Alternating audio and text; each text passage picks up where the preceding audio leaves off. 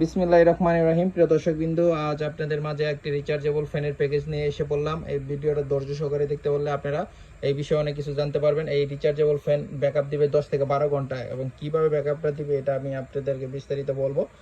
এখানে দেওয়া হয়েছে সুপারস্টার ব্র্যান্ডের একটি 14 ইঞ্চি ফ্যান, আর এবং কি এখানে লুকাস ব্যাটারি দেওয়া হয়েছে 12 ভোল্টের 9 এম্পিয়ার এবং কি 5 স্টারের চার্জার। এখানে প্রতিটা প্রোডাক্ট হলো ব্র্যান্ডের, কোনো নন ব্র্যান্ডের চাইনা ব্র্যান্ডের কোনো এখানে খাওয়া নাই।